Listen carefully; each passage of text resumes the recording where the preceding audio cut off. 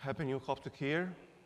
Today is the beginning of the new year and a new season in our church, a new opportunity to renew our commitments and vows to the Lord, a new way to think about the ministry, a new way to think about ourselves. So yes, it is not our popular regular New Year like when we celebrate, but it is our own spiritual New Year that we, as a church, as a community, we reflect on the main message and the main ministry that the Lord has started. As he said that, the Spirit of the Lord is upon me because he's anointed me to preach the gospel to the poor. He has sent me to heal the brokenhearted, to proclaim liberty to the captives and recovery to the sight to the blind, to set at liberty those who are oppressed. This is the ministry, and this is why we are here, and this is why we come to worship, get healed ourselves, and then go and be hands of healing to other people. It is a time of reflection, and I'll try to do the same as with our what we do in New Year's Eve. We reflect. I'll just reflect on one concept, which we read about towards the end of this passage, is that despite this hopeful message that God and Jesus in the temple, declaring himself and committing himself to this ministry, people of his own town did not accept him. And he said that, assuredly I say to you, no prophet is accepted in his own country. And then he gave examples of the widow of Sidon, whom Elijah was sent. So again, an outsider woman. Although the famine was all over the earth, but the one who received this miracle and this healing was that poor widow. Also, lots of lepers were in Israel in the time of Elisha the prophet, and none of them was cleansed except Naaman the Syrian, an outsider, a foreigner who was not a Jew. In the same kind of line of thinking, we'll read parts of Luke chapter 17. And this will help us understand the message today.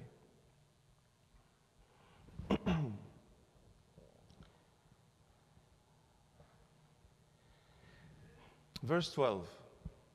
I hope you remember this story of 10 lepers. He entered a certain village. There met him 10 men who were lepers, who stood afar off.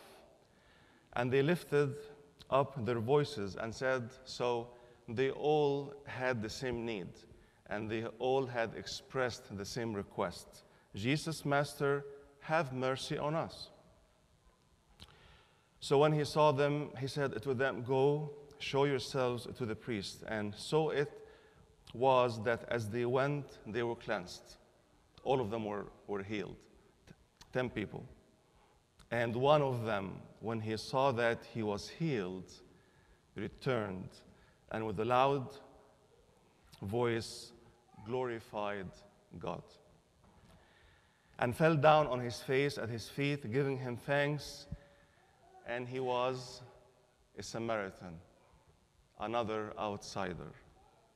So Jesus answered and said, were there not 10 cleansed? But where are the 9?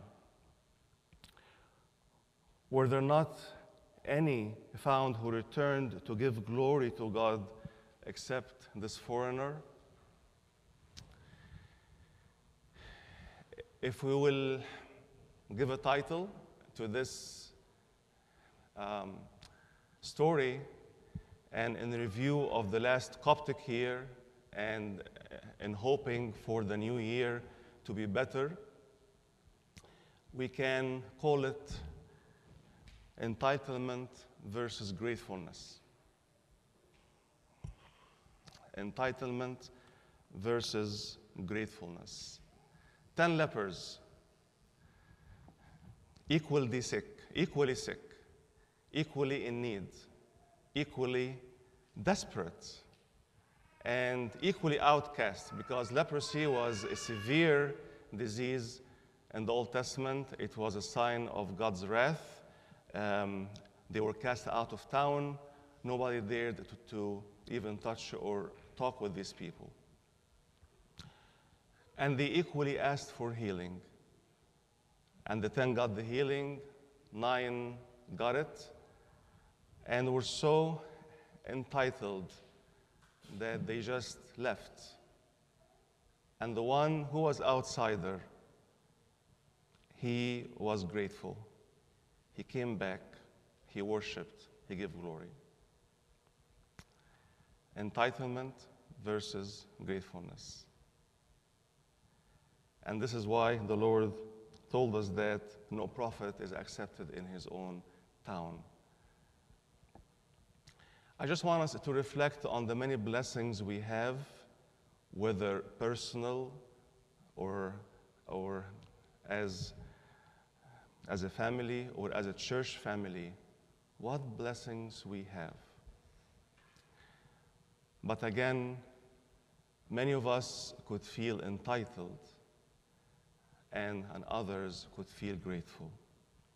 In the litany of the gospel that we prayed before the gospel, and you all know, Abuna mentions or says, many prophets and righteous people have desired to see the things that you see and have not seen them, and to hear it and have not heard them. But you, and that's me and you, blessed are your eyes, for they see, and blessed are your ears, for they hear.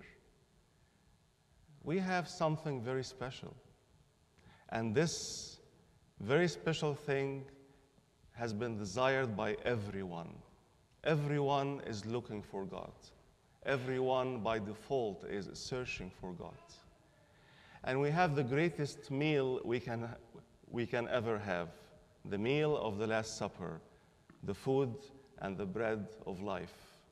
And I just want us to reflect, when I came today, do I feel entitled to receive the bread of life? Or I'm grateful and I prepare my heart, I prepare my soul before coming. I worship in my own room.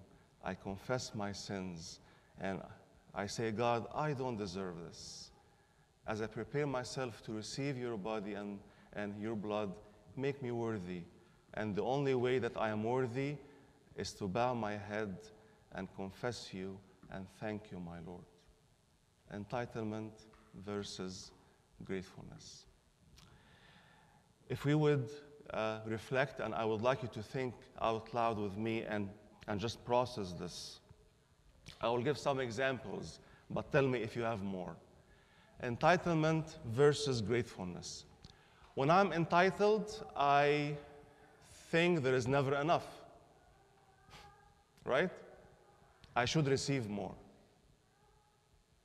When I'm grateful, there is more than enough. What I have is more than what I need. And think about it a little bit. When we complain about something, whether personal, at family, at work, we complain because we feel that we have not received what we deserve, because I am entitled to get this. But when I'm grateful, what I have is really more than enough. I'm grateful that I'm able to wake up every morning and breathe freely without being dependent on a machine. Remember back in COVID and the pandemic, lots of people could not even breathe, right? Remember? Do you remember or not? Tell me, please. Remember? The gift of breathing was so valuable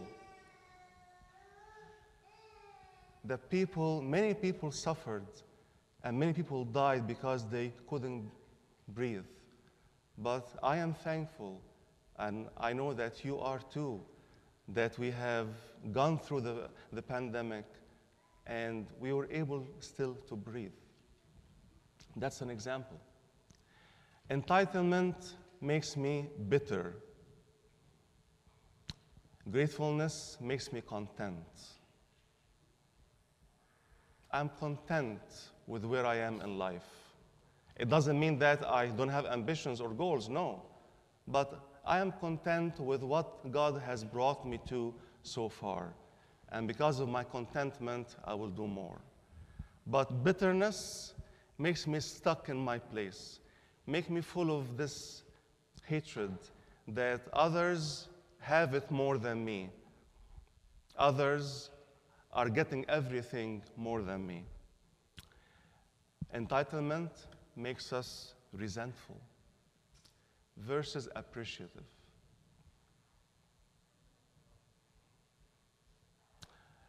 Imagine the difference if you wake up every day and go to work and you appreciate the gift of work. Yes, we are tired of work.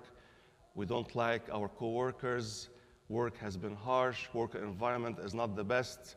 Management is not doing what they should. I know, right? There are valid complaints about work environment, yes. But in my own attitude, knowing what's lacking, but I go and I'm appreciative that I still have a job, that I can still feed my family. Entitlement makes me judgmental. Why this is not happening? Why this? And I started to point fingers. Gratefulness helps me to be an encourager, encourage people. Imagine that you go and say, for example, for our teachers who teach Sunday school, we go into a class and we judge them because they are not sitting in their chairs, they are making noise, they are not listening, versus I go to my classroom and I love them, I encourage them that they came to church today, encourage them that they are doing a good job. Judgment versus encouragement makes a whole lot of difference with your own children, with your own spouse, with your own circle. If your eyes are judgmental versus if you are an encourager, you bring up people. Entitlement makes me act out of scarcity. We don't have. But gratefulness makes me live out of plenty. I have a lot and I can share, I can give. The same goes for hoarding. When I'm entitled, I hoard, I keep. Example, money. All of us, we struggle with money, whether saving or giving, worrying, planning for retirement, meeting our daily needs. Money is major issues in the human life. But because we act out of scarcity, we keep, we hoard, because, again, I should have more. But gratefulness, it's about giving. It's about what I have is not mine. And I want to share, I want to build up people, I want to help, I want to give. Hoarding versus giving. Entitlement makes me intolerant and harsh. But when I'm a grateful person, I am compassionate. I have compassion. I try to understand the other point of view. I try to put myself in the shoes of that person. Imagine yourself a compassionate person versus being cold. She is so intolerant. She's very harsh when she doesn't like something. Entitlement actually makes me lazy, right? I'm lazy. I don't call myself lazy, but when I'm entitled, yeah, I shouldn't give more, I shouldn't work more. And I'm stuck in this circle of bitterness, resentment, why they have and why don't I have. And because I don't have, so what's the point? I'm gonna be lazy. I will not do anything. But gratefulness, being content, makes me motivated, makes me energized. Give me hope, give me energy. And the last example, when I'm entitled, I am without purpose except my own self-interest. Because again, I'm only looking inward. I'm only looking at me, that I should have more. What I have is not enough.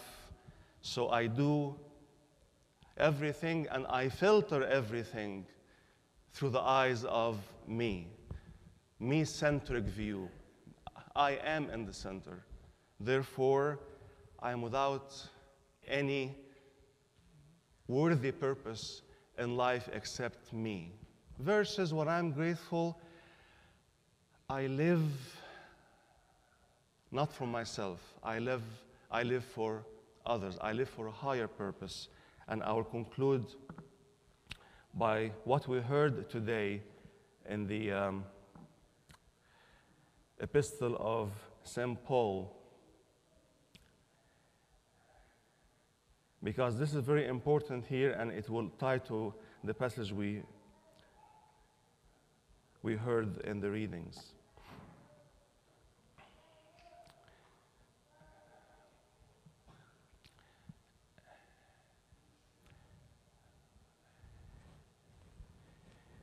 For the love of Christ compels us, because we judge thus, that if one died for all, then all died.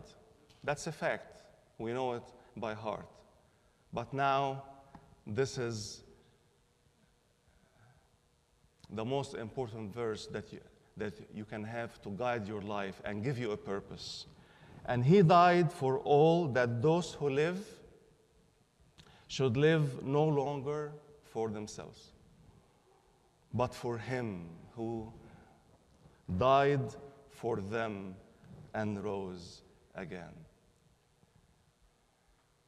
If you take this verse very personal, it will change your life. It will change your life. Coming to church will not be routine. Coming to church, receiving the communion, again, this is the most important meal you can ever have in your life. Will give it another taste, a better taste, deeper taste. That my Lord died for me, that I may live no longer for myself. Entitlement, but for him, gratefulness. Him who died for them, for me, and rose again.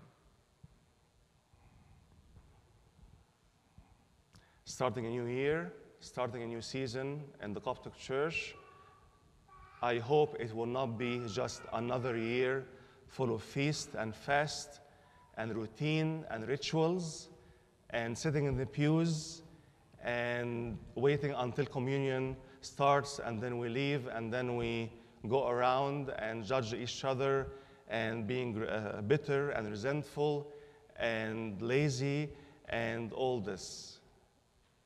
But I'm reminding myself as well and before any one of you, starting a new year will give me and will give you, if we look at this verse in a different way, if you take it today and go home, read it, and not only read it, but pray it, accept it, take it in, and reflect what areas in my life I live for myself, and how can I transform it, how can I live for Him who died for me. And I pray that this new year, with whatever rituals we'll have, feasts and fasts all year round, will give me energy, will give me purpose, will give me renewal, will help me to be kinder, compassionate, merciful, graceful, serving, giving, loving, forgiving. All these amazing qualities we hear only about in sermons, but we don't take it home. And I hope we take it, all of it, not just whatever is convenient to us. I was just reminded by this line I read in a book, and it is like this. Most of us as parents, we raise our children to be good at school, to be professionals, to have this career or that job or that kind of education. And that line in that book said that, imagine if you raise your child to be kind and to be compassionate. This is how I want you when you grow up, right? And instead of when you grow up, you should go to this school, you should work this job. No, when you grow up, I want you to be kind, to be compassionate, to be loving, and to be serving others. This is, as a parent, what I want you to do when you grow up. And when I said that, when I read that, I said, oh, we don't do that. I don't do that. Most of us don't do that. Most of us, we have an agenda for our children. Go to this school, go to this path, marry this person even, do this, dress up like this, don't do that. But as parents, can I start to tell them really what would bring me joy is that when you grow up, you will be kind. Think about it for a while. Think about it.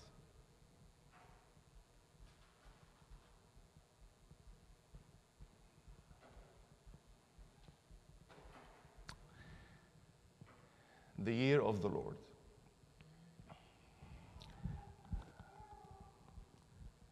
The Lord has anointed me, and this is the message of the gospel this morning, and this is our ministry as well. I want you to hear it, and when we leave this service, I would like you to, as we all say before and before and before, how about we start doing this by greeting someone whom you don't greet every week. Start from home. Start from here. The Lord, the Spirit of the Lord is upon me and upon you because He has anointed you. Yes, we are the hands of Christ. We are the feet of Christ.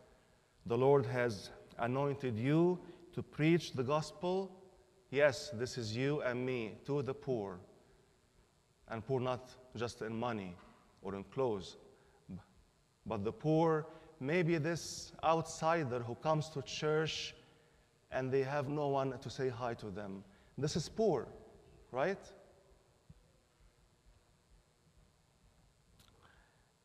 He has sent me to heal the broken-hearted. All of us are broken-hearted, actually. All of us. I am broken and you are broken. And we have to say that I am broken.